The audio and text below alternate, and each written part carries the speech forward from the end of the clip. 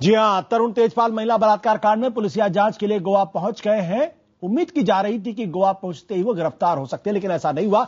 अदालत में उनकी अग्रिम जमानत पर सुनवाई टल गई है और उन्हें गिरफ्तारी से फौरी राहत भी मिल गई है। लेकिन जिस तरह मीडिया ने सुबह से तेजपाल का पीछा शुरू किया और दिल्ली से गोवा तक पल पल तक उनके पीछे लगा रहा, वो किसी तमाशे से कम नहीं है, ऐसा तमाम लोग कहते हैं। आइए आपको दिखाते हैं पहले कुछ तस्वीरें और फिर करेंगे बातचीत।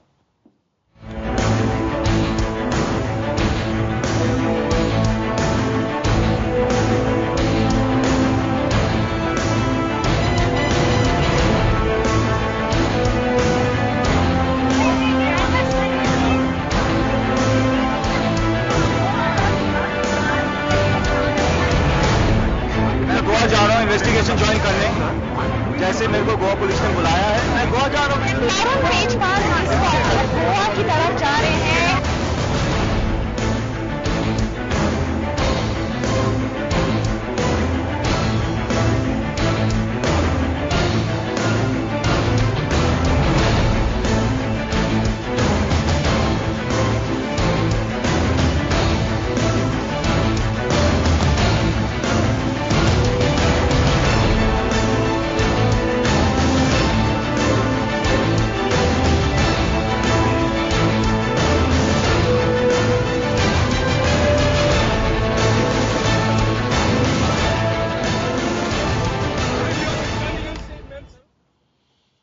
इस मसले में एजेंडा के 5 सवाल हैं। पहला सवाल, क्या मीडिया ने तहलका बलात्कार कांड को तमाशा बना दिया है? दूसरा सवाल, अगर आरोपी तरुण पाल न होते तो क्या तब भी इतना ही शोर मचता?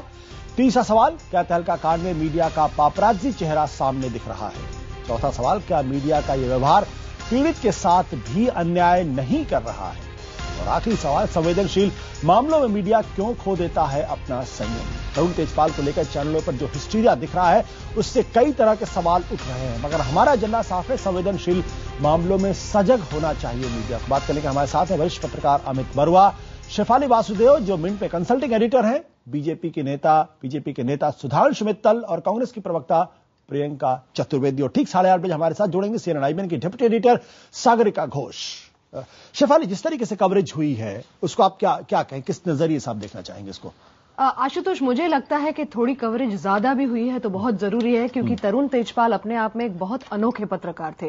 इन्वेस्टिगेटिव, उनकी इंटीग्रिटी, उनकी क्रेडिबिलिटी, उन्होंने एक ऐसी आवाज खड़ी करी थी पत्रकारिता में जो मानी जाती थी।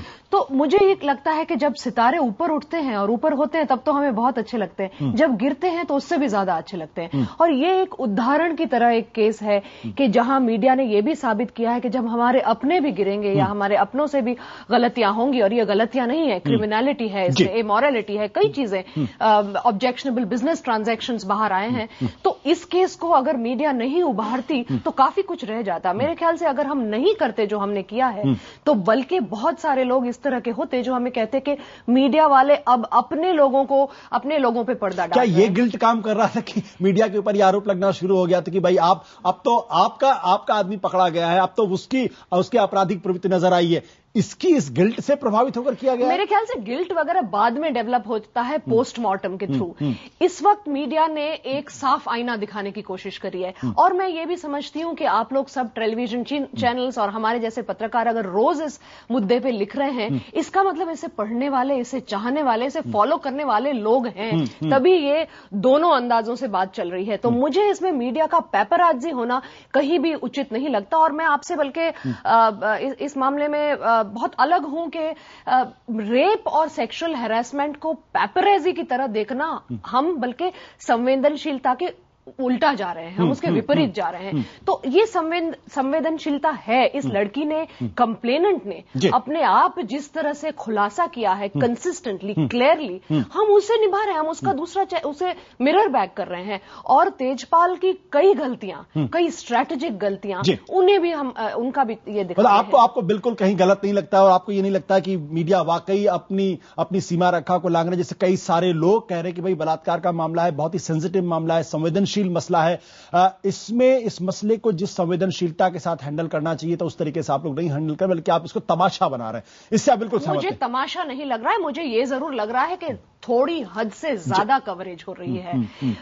लेकिन बलात्कार जैसे जो विषय हैं, अगर हम इनको इतना फोकस नहीं देंगे, अगर हम इतना माउंट नहीं करेंगे, तो इस देश में it will be business as usual in any case. बहुत जरूरी है कि कुछ मुद्दों को हम इस तरह से उठाएं कि कम से कम कुछ लोगों को तो डर लगे, कम से कम मर्दों को तो डर लगे। नहीं, मेरे ख्याल से मीडिया में तो कई लोग चौकन्ने हो गए होंगे कि भाई हमारे भाई बहन हमारे भी पीछे पड़ने वाले हैं। You know, our colleagues are going to get after us. I think that's a very important. Sudhanshu Mittal ji, अक्सर ही कहा जाता है कि राजनीति के लोगों पे पिछले दिनों जो आसाराम का मामला आया, इस तरीके के बहुत सारे केस हुए, या क्रिकेट की दुनिया से मामला आता है, या फिर सितारों की दुनिया से, फिल्म की दुनिया से आता है, तो बहुत बड़ी बड़ी सेलिब्रिटीज होती। पत्रकार तो बेचारे सेलिब्रिटी नहीं होते हैं। ये जिस तरीके की कवरेज आप लोगों ने देखी है, और आपकी जमात के लोग भी कहते हैं यार आप लोग ना एक सीमा के बाद निकल जाते हो, पत्रकारिता करते हो, क्या इस मामले में आपको थोड़ा सेटिस्फेक्शन नजर आ रहा है कि चलो भाई कम से कम अपने अंदर झांकने का काम तो आप लोगों ने किया? आशुतोष जी, देखिए इस प्रकरण ने क्या करा, पहले ये समझिए, फिर सारी चीजें परिपेक्ष में आएंगी। इस प्रकरण ने पत्रकारिता को शर्मसार करा, नैतिकता को शर्मसार करा, भ्रष्टाचार के संघर्ष को शर्मसार करा। इसने प्रामाणिकता और विश्वसनीयता जो है वो खत्म करी मीडिया की। क्यों, मैं ये क्यों कह रहा हूं? क्या कहते हैं कि जो कहा जाता है वो महत्वपूर्ण होता है, लेकिन ज्यादा महत्वपूर्ण होता है कौन कह रहा है। अभी तक क्या आता था कि भाई नेता कह रहे हैं तो कोई बात नहीं, मीडिया ने कहा है इसके मतलब ये सत्य होगा। और उसके कारण जो व्यक्तित्व होते हैं मीडिया के, उनका जो प्रभाव होता है उससे सत्यता दिखती थी। इस आचरण के बाद जब भी कोई किसी विषय पे मीडिया वाला बोलेगा या मीडिया कुछ दिखाएगी, लोगों के अंदर एक सिनिसिज्म आ जाएगा, यार सभी एक से हैं। ये जो हनन हुआ है ये समाज के लिए भी अच्छा नहीं है, राजनीति के लिए भी अच्छा नहीं है। और मैं मीडिया को इस मामले में बधाई देना चाहता हूं। जी, कुछ लोग यही उम्मीद कर रहे थे कि अपने घर वाली चीजें छुपा लो, ढक लो, लेकिन जिस तन्मयता से और जिस एकाग्रता से पूरे मीडिया ने इस विषय को उठाया है, उनके अंदर जो आक्रोश है कि तुमने जो करा उसका खमियाजा हम क्यों भुगते, हमारे सबके विश्वसनीयता को तुमने खराब कर दिया। सुधांशु जी, जिस हीनता की नजर से लोग देखेंगे उसका जवाबदार कौन है? यानी देखिए, ये करके मैं मीडिया को बधाई देना चाहता हूं कि इसमें कभी ये पक्षपात नहीं दिखाया कि क्योंकि हमारे घर का मामला था इसलिए हमने इस चीज को ढांपने की कोशिश करी। गलत बात को गलत कह के सबके सामने उजागर करिए, और हम इस बारे में संवेदनशील हैं कि इस तरह की चीज को कभी भी बर्दाश्त नहीं किया जा सकता। सुधांशु जी, आपने जो स्टेटमेंट दिया, आप फंसने वाले आने वाले दिनों में, क्योंकि जब आसाराम का मामला आता है या बाबूलाल नागर का मामला आता है या पॉलिटिशियंस का मामला आता है, तो मीडिया को, टेलीविजन चैनल्स को बहुत कटघरे में खड़ा करने की कोशिश की जाती है कि आप लोग सनसनीखेज बना रहे हैं, तिलस्वी बना रहे हैं, और इसके बहाने आप टीआरपी की रेस पे चढ़ रहे हैं। आज जब हम अपने बारे में कह रहे हैं तो आप इसको सही ठहरा रहे हैं। यह आरोप आसाराम के मामले में लगातार कंसिस्टेंटली लगता रहा। जी, आप क्या कह रहे हैं कि आपको नहीं करना चाहिए था? नहीं, मैं आपसे पूछ रहा हूं। कर रहे हैं आप भी, मैं आपसे सवाल कर रहा हूं। अगर आप भला काम कर रहे हैं तो उसमें भी आप ये कहलवाना चाहते हैं लोगों से कि नहीं आपको भला काम नहीं करना चाहिए था। कमाल है। नहीं, आसाराम के मामले में आप लोगों का स्टैंड थोड़ा बदल जाता है ना, तहलका के मामले में आपका स्टैंड अलग हो जाता है, आसाराम के मामले में बदल जाता है। यौन शोषण चाहे आसाराम करे, चाहे बाबूलाल नागर करे, चाहे कोई करे, यौन शोषण गलत है और उसके गलत को सही कोई कह नहीं सकता। लेकिन जो जना समाज का रक्षक है, जब रक्षक भक्षक हो जाता है तो समाज की क्या प्रतिक्रिया होती है वो उस पर डिपेंड करता है। आज क्योंकि पत्रकारिता ने और मीडिया ने उसके ऊपर तीव्र प्रतिक्रिया दी है, इसलिए आप बधाई के पात्र हैं। इसमें गलत क्या है? चलिए, अच्छा आपने कहा बधाई के पात्र हैं। कहने वाले तो बनेंगे जब आप किसी नेता को दिखाएंगे, किसी व्यवसायी को दिखाएंगे, आप कहने वाले तो कहेंगे कि हम निष्पक्षता से दिखा रहे हैं, हम इस मामले में किसी को नहीं बख्शते। चलिए सुधांशु जी, आप अच्छी बातें कर रहे हैं। प्रियंका जिस वक्त हमारे साथ जुड़ रही हैं, कांग्रेस की प्रवक्ता प्रियंका, सुधांशु जी जो बातें कह रहे हैं उनसे आप सहमत नजर आ रही? कम से कम एक मुद्दा तो हो सकता है जिसमें बीजेपी और कांग्रेस की राय एक हो कि कम से कम मीडिया ने अपने दिल में, अपने मन में झांकने की कोशिश की और उनके ऊपर जब तीखे आरोप लगे तो वो उससे पीछे नहीं हटे। हाँ, देखिए, इसमें मैं भी मीडिया ने जिस तरह की कवरेज दी मैं सहमत हूँ। हम एक ऐसे आदमी के बारे में डिस्कस कर रहे हैं जिसको इंग्लिश का एक वर्ड है लिविंग ऑन दी एज है, वो हमेशा मीडिया लाइमलाइट में रहे हैं और जब उन्होंने इस तरह की हरकत की है तो वो हाईलाइट करना बहुत जरूरी था, वो किया। पर यहाँ पे मैं दो चीज कहना चाहूंगी कि मीडिया को अब आगे जाते हुए, इस केस में आगे बढ़ते हुए बिल्कुल ध्यान इस पे रखना चाहिए जो एजेंडा है getting justice for the girl, कि उस महिला को जस्टिस मिले जिसके साथ ये अन्याय हुआ और लोगों तक सही तस्वीर पहुंचे, तो इस पे ध्यान दें। और दूसरी रही बात कि इस एजेंडा को, ये जो एजेंडा है महिलाओं का एजेंडा, हर तरीके से कवर करते रहें और कंटिन्यूटी बनी रहे। जैसे कि मैं फिर से दोहराना चाहूंगी कि एक और केस आया था गोवा में, उसको भी कवर करें और हर तरीके से महिलाओं की इसके साथ जो प्रॉब्लम्स आती हैं वो हाईलाइट होती चली जाए। बट प्रियंका, क्या आपको नहीं लगता है कि इस इशू को भी खासतौर पर टेलीविजन चैनल्स ने सनसनीखेज बनाकर पेश करने की कोशिश नहीं की कि अगर तरुण तेजपाल एयरपोर्ट पर जाते हैं, उसके बाद वो हवाई जहाज में जाते हैं, तो पूरा का पूरा मीडिया उनके हवाई जहाज के अंदर घुस जाता है, उनसे वहां पे इंटरव्यू करने की कोशिश करता है, उनके बाइट्स लेने की कोशिश करता है और इसकी वजह से पैसेंजर्स को दिक्कत होती है। क्या इसको सनसनीखेज बनाने की कोशिश नहीं की, सोप ओपेरा बनाने की कोशिश नहीं की? हाँ, वही मैं आपको कहने की कोशिश कर रही हूँ यहाँ पे कि हम लोग अपने एजेंडा पे ध्यान रखें। जो एजेंडा है महिला जो जिसके साथ अन्याय हुआ है उसको हम फोकस में बनाए रखें, रादर देन ये गोवा पहुंच रहे हैं और गोवा कैसे पहुंचे, क्या फ्लाइट में खाया।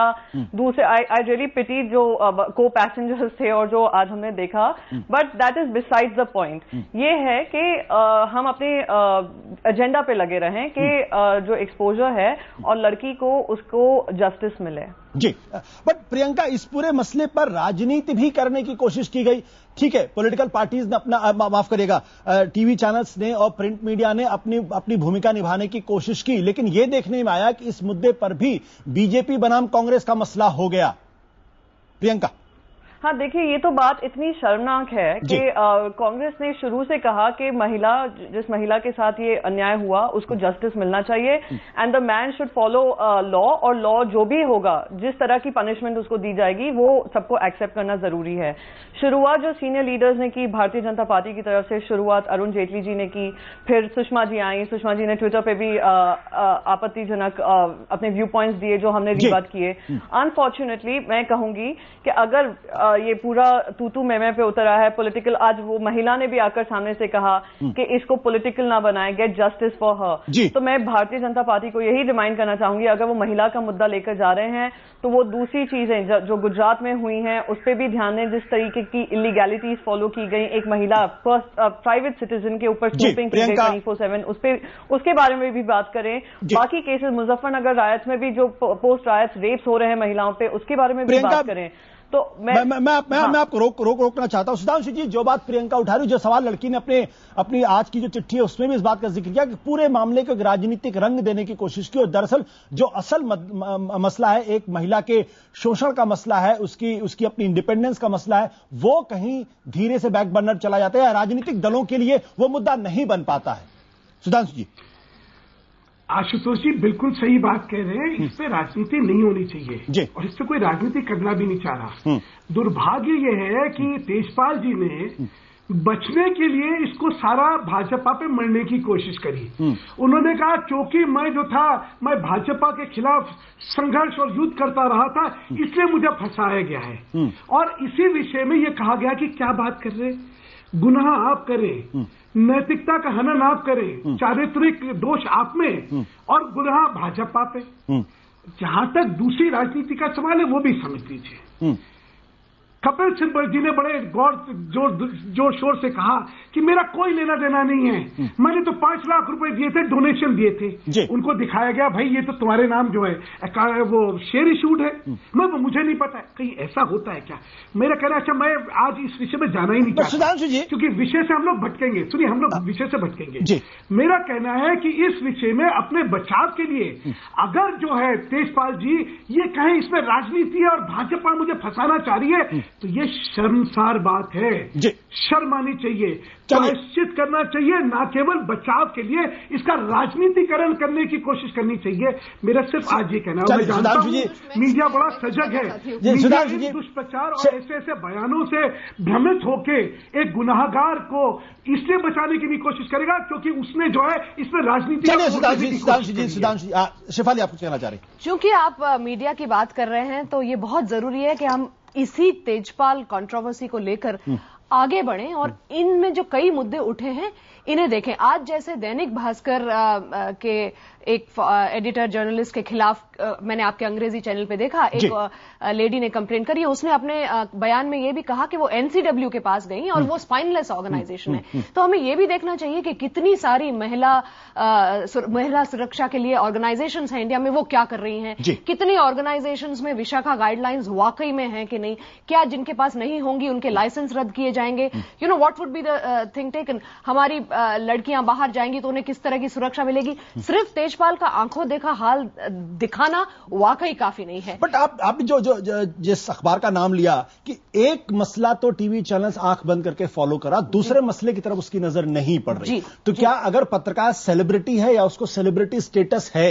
जी तो वो हमारी आंखों के सामने है और उसको हम लगातार कवर करते हैं, और जहां पे सेलिब्रिटी स्टेटस नहीं है उस तरफ हम ध्यान भी नहीं देते। नहीं, ये तो बहुत जाहिर बात है कि तरुण तेजपाल, जैसे मैंने पहले भी कहा, बहुत ही नैतिकता का ढोल खुद बजाते थे और ये सारी चीजें जिन पर आज वो खरा नहीं उतर पा रहे हैं कई तरीकों से उन्होंने उभारी थी। तो वो आदमी जब उसके बिल्कुल विपरीत जा रहा है, ये बहुत ही नेचुरल है कि our gaze will be on that. और कई दैनिक भास्कर या इस तरह के XYZ लोग हैं जिनके पास कोई वॉइस नहीं था, तो उनका वॉइस हम उभार नहीं पा रहे हैं। You know, there is obviously an angle of celebrity और तरुण तेजपाल का एक ग्लैमर था। मीडिया हमेशा से डिस्क्रिमिनेटरी रहा है तो, लेकिन इस मुद्दे में मुझे लगता है कि क्योंकि ये अपने आप में एक एक्सेप्शनल केस है और फिर क्रिमिनलिटी, इमोरालिटी, ये सारी चीजें, और फिर जिस तरह से तरुण तेजपाल ने लॉ के खिलाफ जाकर ऑलमोस्ट अपने आप को हवाला नहीं किया या he did not turn up for questioning, I think इस तरह से स्टोरी और कई तरीकों से बड़ी है। मैं इस सवाल को दोबारा आपसे पूछ रहा हूं क्योंकि ये पहला ऐसा मसला नहीं जब कोई पत्रकार फंसा हो, पहला ऐसा मसला नहीं है जब उस मामले को ड्रैग करने की कोशिश की गई। इस तरीके के बहुत सारे मसले हैं, बट वाई तरुण तेजपाल का केस क्यों? मुझे ये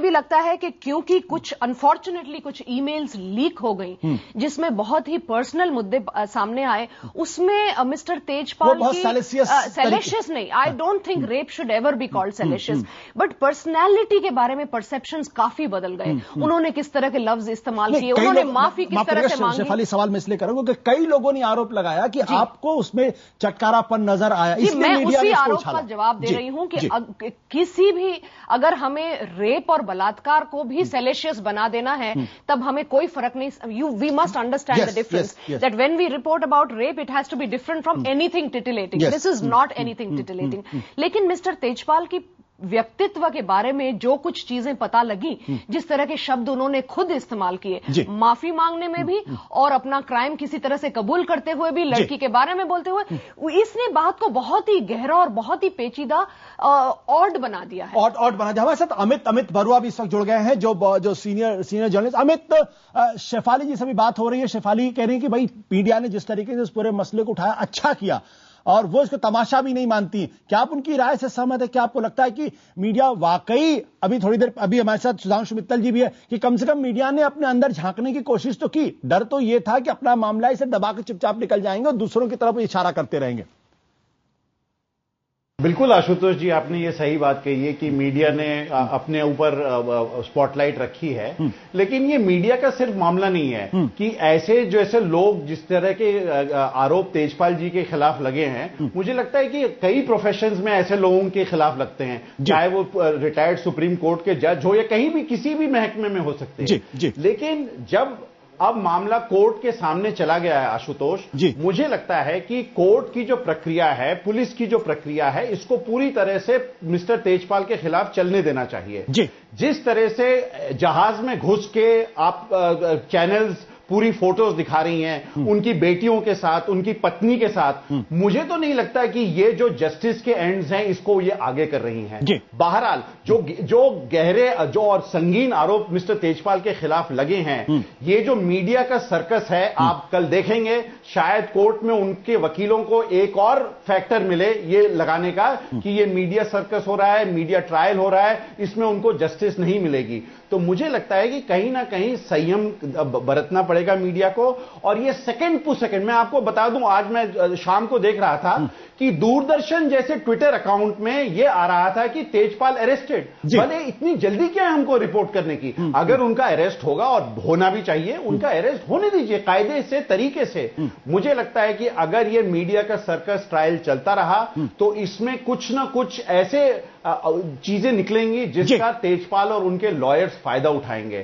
तो मेरे को लगता है कि अब इतना बात आगे कर दी है और बहुत सारे मुद्दे हैं। आपको याद है कि एक साइक्लोन भी आया था कल आंध्र प्रदेश में। अगर हमारे अखबार और हमारे चैनल और सोशल मीडिया देखें तो साइक्लोन लहर का तो कहीं जिक्र ही नहीं है। तो मेरा मानना है कि ये बहुत ही ये सवाल तो हमेशा एलिगेशन है। मैं आपको रोक रहा हूं। कोर्ट की प्रक्रिया और पुलिस की प्रक्रिया में मीडिया को कोई भी बाधा नहीं डालनी चाहिए। बिल्कुल, मैं आपको रोक रहा था अमित, लेकिन यह सवाल तो हमेशा रहेगा और इसीलिए सवाल महत्वपूर्ण है कि भाई तेजपाल का मसला होता है तो यह एक तमाशा की तरीके से बन जाता है, एक हिस्टीरिया क्रिएट हो जाता है और दूसरे बहुत सारे मुद्दे जैसे आपने लहर उसका साइक्लोन का जिक्र किया वो पीछे रह जाते। मेरा सवाल आपसे ये जो मैं थोड़ी देर पहले मैं अपने बाकी पैनलिस्ट से पूछ रहा था कि भाई वाई तरुण तेजपाल, उनको लेके ये पापराजीपन क्यों है?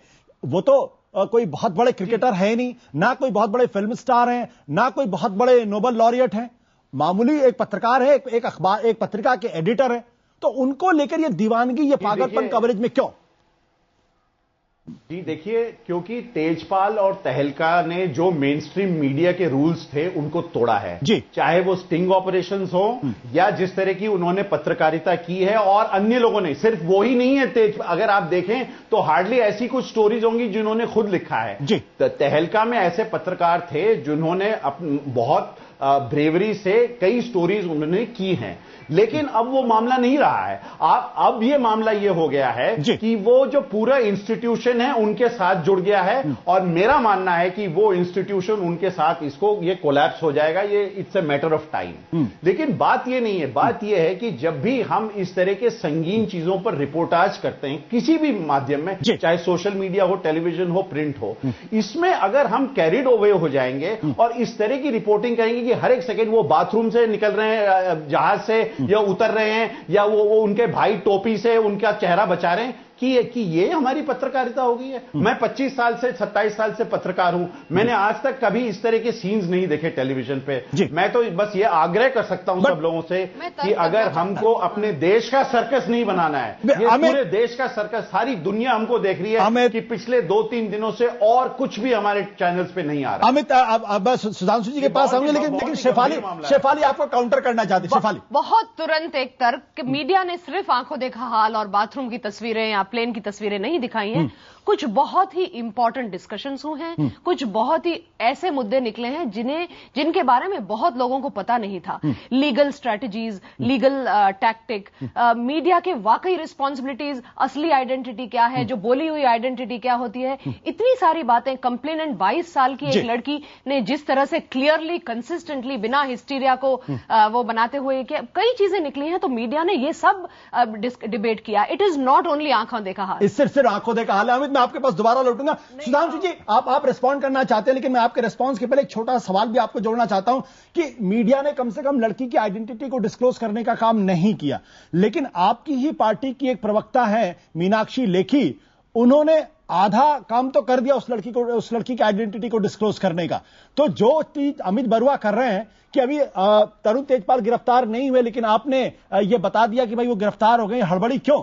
क्या राजनीतिक दलों को भी अब सावधानी बरतनी होगी कि क्यों मीनाक्षी लेखी जैसे लोग इस तरीके से लड़की की आइडेंटिटी को डिस्क्लोज जाने अनजाने करने का काम करते हैं? ऐसा है, लड़की की आइडेंटिटी इसलिए नहीं डिस्क्लोज करते हैं मीडिया क्योंकि बहुत संवेदनशीलता हो रही है, इसलिए करती है, नहीं करती है क्योंकि कानून में ये कानून का उल्लंघन होगा। तो हम दो चीजों के में नहीं रहे, क्योंकि वैसे तो अगर मौका मिले तो जैसे इन्होंने कहा, लोग तो टॉयलेट्स में घुस जाते हैं लोगों के। प्रश्न क्या हो रहा है, मीडिया को किसी भी चीज को रिपोर्ट करते समय रिस्ट्रेंट रहना चाहिए, खास तौर से जहां क्रिमिनल बात है। मैं तो उस दिन तलवार जी वाला देख रहा था, उनके साथ साथ बस वो जा रही है, नीचे हो रहे हैं, ऊपर हो रहे हैं, तो ये तो जहां भी कोई सनसनी चीज होती है वहां मीडिया करती है।